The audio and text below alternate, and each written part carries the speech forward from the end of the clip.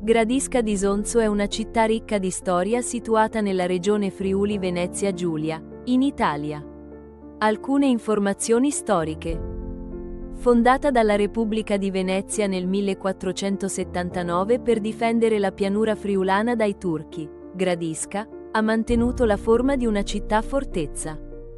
Leonardo da Vinci, durante il suo servizio presso la Repubblica di Venezia, contribuì alla realizzazione della fortezza di Gradisca d'Isonzo. Nel 1500, dopo aver lasciato Milano, Leonardo fu inviato da Venezia ai confini orientali della Repubblica come esperto di difese militari. Durante il suo soggiorno nella regione, propose diversi progetti per migliorare le fortificazioni di Gradisca.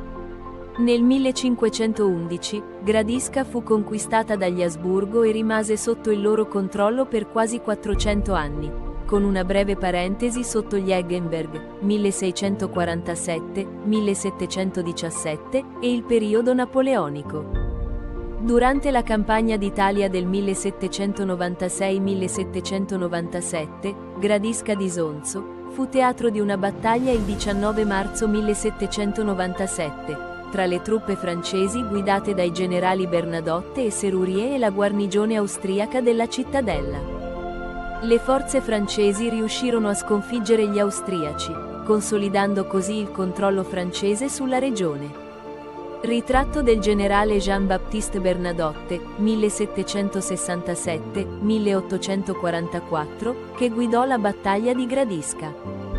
Dal 1918, Gradisca è italiana e fa parte della provincia di Gorizia. Durante la Prima Guerra Mondiale, Gradisca si trovò al centro di importanti battaglie, come l'Ottava battaglia dell'Isonzo nel 1916. Il centro storico di Gradisca conserva ancora il reticolo viario originario della fortezza. Numerosi sono i palazzi nobiliari dei secoli XVII e XVIII, come ad esempio il Palazzo Torriani, ora sede del municipio.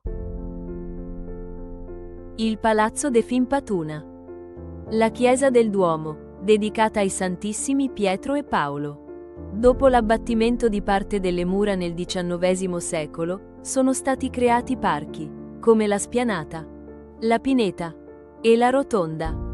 Il nome Gradisca deriva dal termine slavo gradisce, che significa insediamento fortificato su una collina.